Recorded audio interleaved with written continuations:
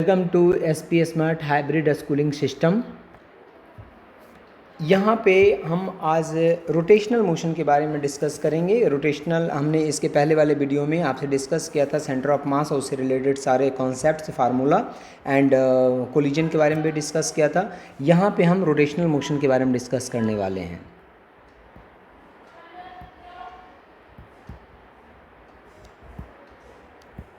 Rotational motion, तो rotational motion में सबसे पहले है कि what is rotational motion. Rigid body क्या होता है? तो rigid body is defined as a system of particle in which distance between each pair of particle remains constant with respect to time.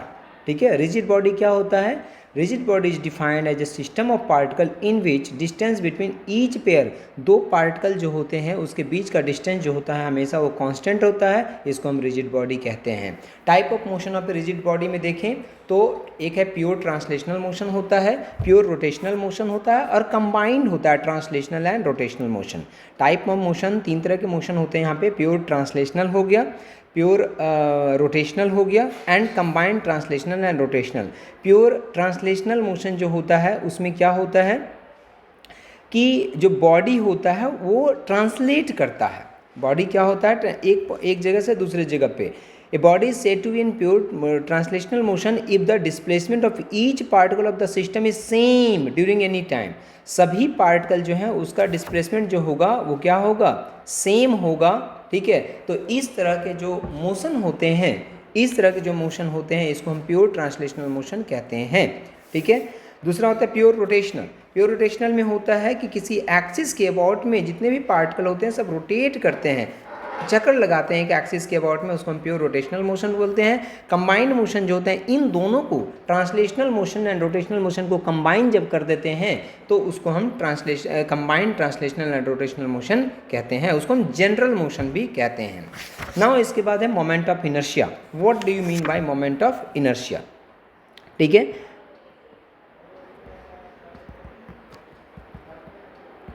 Moment of inertia जिसको हम आई से denote करते हैं। जैसे हम न्यूटन लॉज ऑफ मोशन में मास पढ़ते थे वैसे रोटेशन में हम मोमेंट ऑफ इनर्शिया के बारे में पढ़ते हैं। मोमेंट ऑफ इनर्शिया जो है इसका मैथमेटिकल जो फार्मूला होता है, जो जैसे वहाँ पे जैसे इनर्शिया हम पढ़ते हैं यहाँ पे मोमेंट ऑफ इनर्शिया है।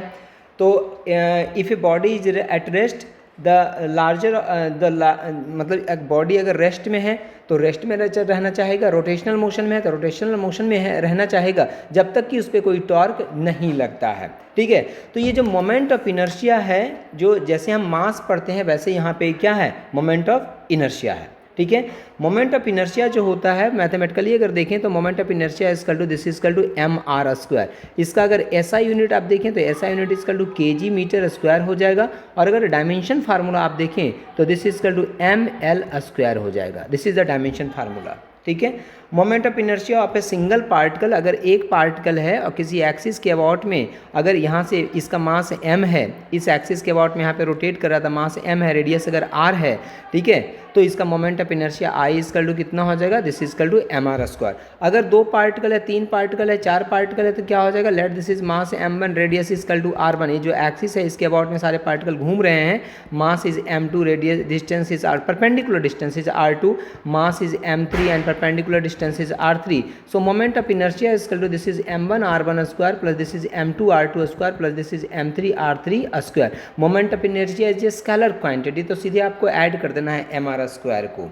इसके बाद अगर moment of inertia of a rigid body हम देखें तो रिजिड बॉडी का मोमेंट ऑफ इनर्शिया निकालने के लिए हमें पास जो फार्मूला होता है I equal to this is r² into dm। Small mass लेते हैं, उसका जो एक्सिस जिसके अबाउट रोटेट कर रहा होता है वहाँ से परपेंडिकुलर डिस्टेंस लेते हैं और फिर उसको हम इस तरह से I equal to r² dm लेकर के इंटीग्रेट करते हैं। तो सबसे पहले यूनिफॉर्म रॉड है, यूनिफॉर्म रॉड, इसका मोमेंट ऑफ इनर्शिया क्या हो जाएगा? Axis passing about an axis which is passing through its centre and perpendicular to the plane of the rod, और एंड के अबाउट क्या हो जाएगा? तो अगर कोई रॉड है, ठीक है, अगर कोई रॉड है तो इसके अबाउट अगर मोमेंट ऑफ इनर्शिया पूछा जा रहा है आपका, इसके अगर ए बी सेंटर से पास कर रहा है कोई, सेंटर से पास कोई अगर रॉड जो है, यूनिफॉर्म रॉड जो है जिसका मास m है, जिसका लेंथ l है, अगर ये इसके सेंटर से कोई एक्सिस परपेंडिकुलरली पास कर रहा है तो इसके अबाउट जो मोमेंट ऑफ इनर्शिया होता है आई ए बी के अबाउट जो मोमेंट ऑफ इनर्शिया हो जाएगा दिस इज ml² होता है। ये फार्मूला आपको याद रखना है, l is the length of the rod and m is the mass. ठीक है, इसी तरह से अगर कोई रेक्टेंगल है तो इस रेक्टेंगल का मोमेंट ऑफ इनर्शिया क्या हो जाएगा, अगर इसी तरह से ए बी एक्सिस है, अगर इसका लेंथ मान लिया जाए l है, लेंथ l है, ब्रेड्थ इसका b है, तो इसका जो moment of inertia A B के अबाउट हो जाएगा। So moment of inertia about A B and this equal to, यहाँ पे जो फार्मूला बनेगा इसका, अगर हम देखें यहाँ पे तो अगर ए बी एक्सिस के अबाउट पूछा जा रहा है अगर आपसे, तो इसका भी moment of inertia this is equal to ml² हो जाएगा। लेकिन अगर यही एक्सिस चेंज कर जाता, एक्सिस अगर चेंज कर जाता है, एक्सिस अगर ये हो जाता है this is a dash b dash, अगर ये एक्सिस होता तो इसके अबाउट जो मोमेंट ऑफ इनर्शिया हो जाता, so this is equal to this is mb² कितना होता, 12 होता। So this is the moment of inertia किसका, रेक्टेंगल शेप का। अगर आपके पास रिंग है, सर्कुलर रिंग है, तो रिंग का मोमेंट ऑफ इनर्शिया कितना हो जाएगा, रेडियस इसका r है, मास अगर m है और ये क्या है रिंग, तो रिंग का जो मोमेंट ऑफ इनर्शिया होगा about an axis which is passing through its centre and perpendicular to the ring, so moment of inertia equal to होता है mr²।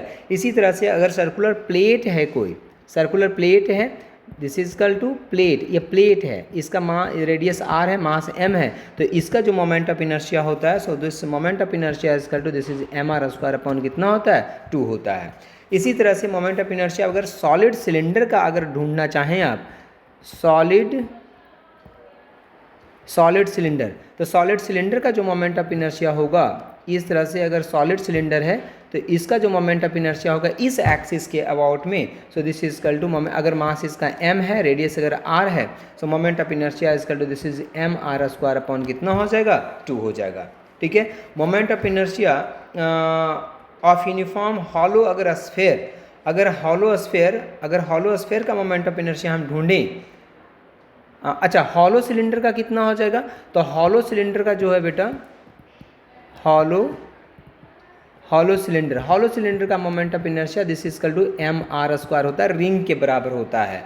अगर हम स्फेयर की बात करें, हॉलो स्फेयर की बात करें, हॉलो स्फेयर, तो हॉलो स्फेयर की बात करें बेटा, तो जो डायमीटर स्फेयर जब भी होगा तो ऐसा होगा, तो किसके अबाउट मोमेंट ऑफ इनर्शिया, जो भी मोमेंट ऑफ इनर्शिया आप निकालोगे तो डायमीटरल एक्सिस होगा, तो मोमेंट ऑफ इनर्शिया जो होगा बेटा डायमीटर के अबाउट यहाँ पे हमेशा 2/3 कितना होता है, दिस इज mr² होता है। लेकिन अगर यहीं पे सॉलिड स्फेयर होता,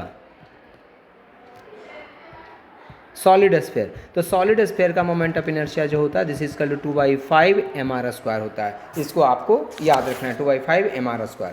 इसके बाद है what do you mean by radius of gyration, radius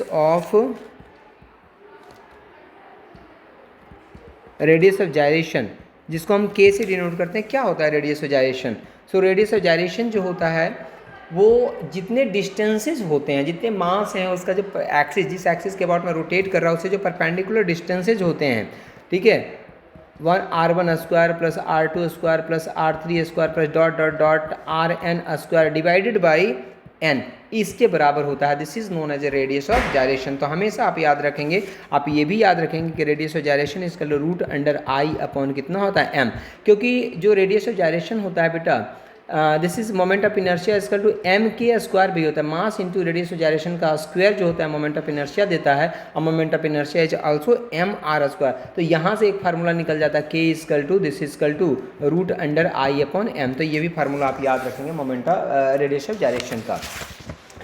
इसके बाद अगर देखें तो theorem of moment of inertia में एक परपेंडिकुलर एक्सिस थ्योरम होता है, एक पैरेलल एक्सिस थ्योरम होता है। परपेंडिकुलर एक्सिस थ्योरम और पैरेलल एक्सिस थ्योरम में हम बहुत सारे डिफरेंट केसेज, जैसे कि रिंग है अगर, ठीक है, तो पहले तो मोमेंट ऑफ इनर्शिया में परपेंडिकुलर एक्सिस थ्योरम क्या होता है, परपेंडिकुलर एक्सिस थ्योरम, इसमें क्या होता है कि अगर दो एक्सिस है, late this is axis x and this is y and this is z, अगर आपका एक्स एक्सिस के about moment of inertia I x है, वाई के अबाउट आई वाई है, तो अगर आपसे जेड के अबाउट मोमेंट ऑफ इनर्शिया पूछता है बेटा, तो I X plus I Y के क्या होता है, बराबर होता है। This is known as a perpendicular axis theorem. Next में जो होता है बेटा, this is parallel axis theorem. Parallel axis theorem में क्या होता है कि जैसे अगर मान लिया जाए कोई बॉडी है और इसका सेंटर ऑफ मास यहाँ पे है बेटा, और सेंटर ऑफ मास के अबाउट जो एक्सिस पास कर रहा है, इसके अबाउट मोमेंट ऑफ इनर्शिया आपको पता है, this is equal to centre of mass, और इसके अबाउट मोमेंट ऑफ इनर्शिया जो है ICM है, टोटल मास बॉडी का m है। यहाँ पे एक एक्सिस पास कर रहा है जिसके, और यहाँ से इसका डिस्टेंस मान लिया जाए h है, तो इसके about late this is AB के अबाउट आपसे मोमेंट ऑफ इनर्शिया अगर पूछता है कि AB के अबाउट मोमेंट ऑफ इनर्शिया क्या हो जाएगा, तो I centre of mass plus mh square, ये फार्मूला यूज करके हम इस AB के about moment of inertia find कर सकते हैं। और इसका यूज बेटा हमेशा कई बार नीट में क्वेश्चन आते हैं, जैसे रिंग है, तो रिंग जो है उसके सेंटर से जो पास कर रहा है axis perpendicular to the plane of the ring, इसके अबाउट मोमेंट ऑफ इनर्शिया आपको पता है, दिस इज mr स्क्वायर होता है। तो बोल देगा कि इस बताइए टेंजेंशियली जो एक्सिस पास कर रहा है उसके अबाउट मोमेंट ऑफ इनर्शिया क्या होगा, ये निकालने के लिए पूछ सकता है। तो यहाँ पे पैरेलल एक्सिस थ्योरम लगाना पड़ेगा। कभी आपसे पूछ दे देगा कि बताइए डायमीट्रल एक्सिस के अबाउट मोमेंट ऑफ इनर्शिया क्या होगा, तो वहाँ पे फिर आपको पैरेलल या परपेंडिकुलर एक्सिस थ्योरम का यूज करके आपको वैल्यू फाइंड करनी होती है। तो इस तरह के क्वेश्चन यहाँ पे आते रहते हैं बेटा। तो मोमेंट ऑफ इनर्शिया में ये सारे फार्मूले आप यहाँ पे याद रखेंगे। इसके बाद होता है टॉर्क। टॉर्क का फार्मूला आपको याद रखना है, टॉर्क इज इक्वल टू होता है बेटा R cross F। What do you mean by torque? तो टॉर्क जो होता है, टॉर्क जो होता है रोटेट कराने, जो रोटेशनल जो इनर्शिया जो रोटेट करवाता है बॉडी को, ठीक है। जैसे लॉज ऑफ मोशन में क्या पढ़ते हैं, फोर्स लगता है तो एक्सेलेरेशन आता है बॉडी में, उसी तरह से जब टॉर्क लगता है बॉडी पे तो वो एंगुलर एक्सेलेरेशन यहाँ पे आता है। और जो फार्मूला है टॉर्क का, टॉर्क जो होता है, टॉर्क का जो फार्मूला है, torque equal to this equal to R cross कितना होता है, F होता है। तो ये फार्मूला हम यूज करते हैं। Torque is a vector quantity, ठीक है, इसका डायरेक्शन वगैरह हम उसी तरह से निकालते हैं जैसे हम वेक्टर प्रोडक्ट में फाइंड करते हैं। इसी तरह से क्या होता है angular momentum. Angular momentum, angular momentum को हम L से डिनोट करते हैं, और L equal to this equal to R cross कितना होता है, P होता है। This is also a vector quantity. इसका SI यूनिट और डायमेंशन फार्मूला वगैरह आप यहाँ पे याद रखेंगे कि SI यूनिट क्या होता है और डायमेंशन फार्मूला इसका क्या होता है। इसके बाद अगर हम देखें यहाँ पे तो work and power in rotational motion क्या होता है, work and power in rotational motion, work and power in rotational में। तो वर्क डन जो होता है बेटा, work done equal to this is tau into d theta होता है। वर्क डन जो होता है, work done equal to tau into d theta होता है। एंड वेयर एंगल जो होता है बेटा θ1 से कहाँ होता है, θ2 होता है, ठीक है। सो आप ये भी लिख सकते हैं कि work done equal to tau into कितना लिख सकते हैं, डेल्टा थीटा, आप ये भी यहाँ पे मेंशन कर सकते हैं। इसके अलावा आप देखें तो work done equal to work energy theorem भी यहाँ पे होता है। Work energy theorem equal to होता है work done equal to 1/2, this is I omega 2 square minus 1/2 I, this equal to omega 1 square, ठीक है। तो वर्क एनर्जी थ्योरम भी होता है। एंड रोटेशनल पावर की अगर बात करें तो power equal to dW upon कितना होता है, dt होता है। So this equal to tau d theta upon dt, यहाँ पे पावर की वैल्यू यहाँ पे होती है। तो ये सारे फार्मूले आप याद रखेंगे, इसका यूज होगा।